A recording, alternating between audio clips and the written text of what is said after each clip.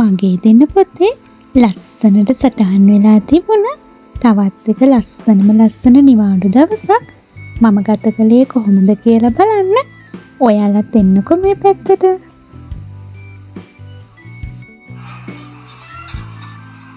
මේ ලස්සන ඉරිදා දවසේ උදෙන්ම මම ආවේ මේ පුංචි යාළුවෝ ටික ඉන්න කුකුළු ගොවිපළ බලලා යන්න. ඔයාලත් එන්නකෝ එහෙනම්. අපි චුට්ටක් මේ ගොවිපළ වටේ ඇවිදලා බලමු.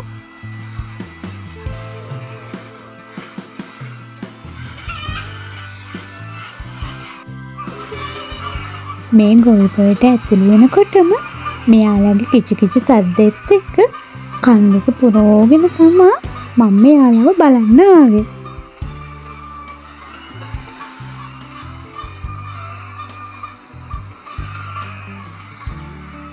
කුකුළු පාලනය ගැන ලොකු විස්තරයක් කියන්න තරම් දැනුමක් නම් මල් ළඟ නැහැ.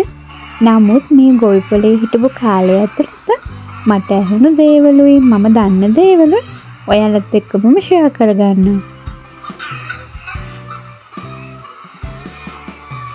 මේ ගොවිපළේ ඉන්න මෙයාලා නම් බිත්තර ගන්න තමයි ඇති කරන්නේ. මේ වගේ කුකුල්ලු විශාල ප්‍රමාණයක් කූඩු කීපයකම දාලා ඉන්නවා. ප්‍රභේද කීපයකම කිකිලියන් දැකිය හැකි වුණා.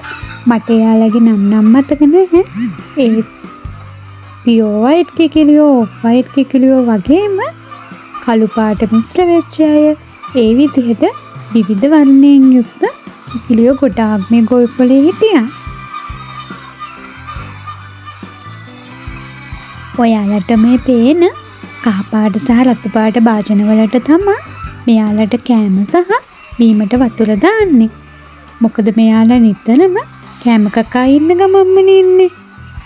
ඒ නිසා එයාලට හැම වෙලෙම කෑම දාලා තියන්න ඕනේ.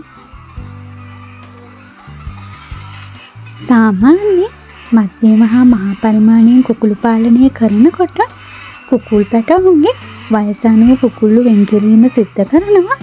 ඒ අනුව චූටි කුකුල් පැටවු, ඒ වගේම බිත්තර දාන වයසේ ඉන්න කුකුල් පැටවු, ඒ වගේ ආදී වශයෙන් වෙන වෙනම තමයි මේ කුකුළු කූඩු වලට වෙන් කරන්නේ. මේ ෆාම් එකේ ගොඩාක්ම ඉන්නේ බිත්තර දාන වයසේ ඉන්න කුකුල්ලු. මොකද මේක බිත්තර සඳහා කුකුළු ඇති කරන ෆාම් එකක් නේ.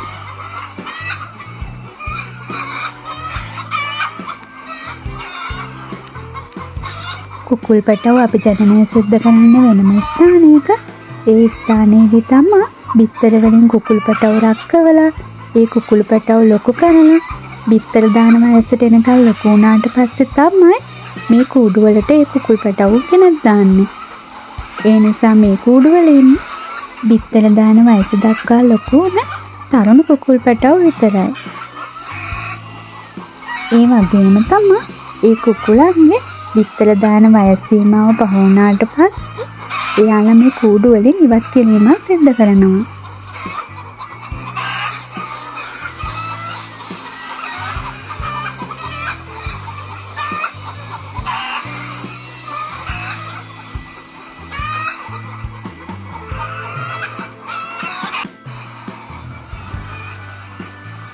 එකම ප්‍රභේදයකට අයත් කුකුල් පැටවු විතරයි එක කූඩුවකට දාලා තියෙන්නේ. ඔයාලා කලින් දැක්කේ පියෝ වයිට් කුකුල් පැටවුනේ. මේ කූඩුවේ ඉන්නේ ඔෆ් වයිට් කලර් එකේ කුකුල් පැටවු.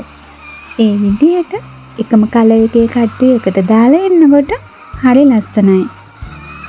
ඒ වගේම තමයි මේ විදිහට කුකුළු 1000ක් 1500ක් විතර එකට දාලා තියෙනකොට මෙයාලා අතර තියෙන ගැටුමුත් වැඩි. ඒ විදිහට මහා පරිමාණයේ ගැටුම් වගේම පුංචි ආරවලුත් සිද්ධ වෙනවා.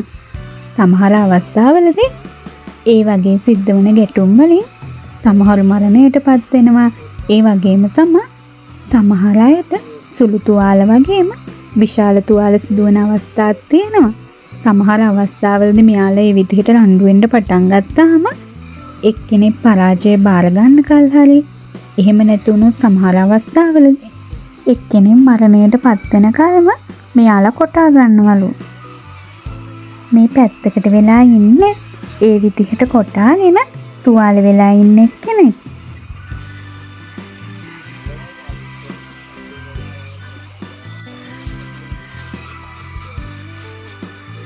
මේ විශාල කූඩුව ඇතුලේ ඔයාලා මේ දකින පුංචි ලී ගෙවල් වල තමයි මෙයාලා බිත්තර දැමීම සිද්ධ කරන්නේ. බිත්තර දාන වයස එනකොට මේ කුකුල් පැටව මේ කූඩු වලට මාරු කරන අවස්ථාවේදීම මේ ලී ගෙවල් ඇතුලේ බිත්තර දාන්න මෙයාලා හුරු කිරීමක් සිද්ධ කරනවලු.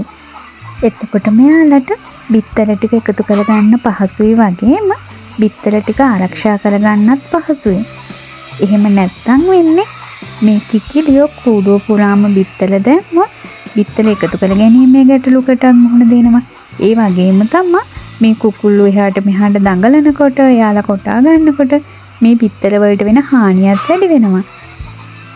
මේ විශාල කූඩුව පුරාම තනින් තන ලී ගෙවල් හදලා තියෙනවා වගේම ඒ ලී ගෙවල් වල බිත්තර දාන්නත් මේ කුකුල්ලු හුරු කරලා තියෙන නිසා මෙයාලට බිත්තර එකතු කර ගැනීම ගොඩාක් පහසු වෙලා තියෙනවා.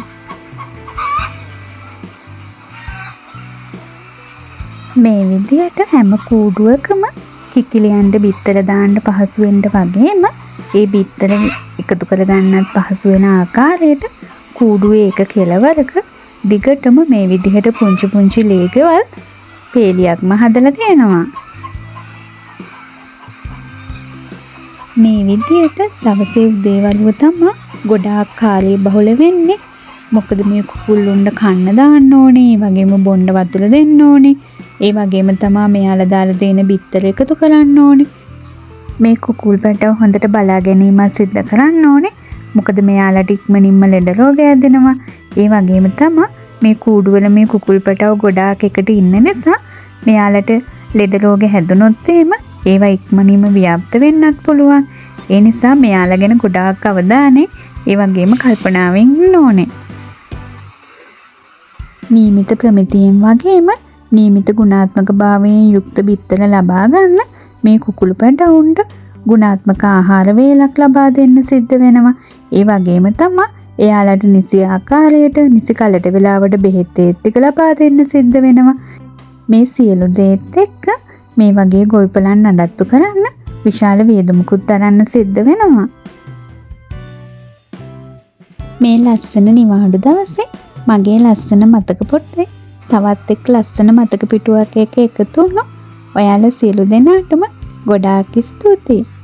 එහෙනම් අදට මම ගිහිල්ලා එන්නම්. ඔයාලා සියලු දෙනාම සතුටින් පරිස්සමෙන් ඉන්න. ඒ වගේම තමයි මගේ channel එක subscribe කරලා දිගටම මාත් එක්ක රැඳී සිටින්න කියලා මම ඔයාලා සියලු දෙනාගෙන්ම ගොඩාක් ආදරෙන් ඉල්ලා සිටිනවා.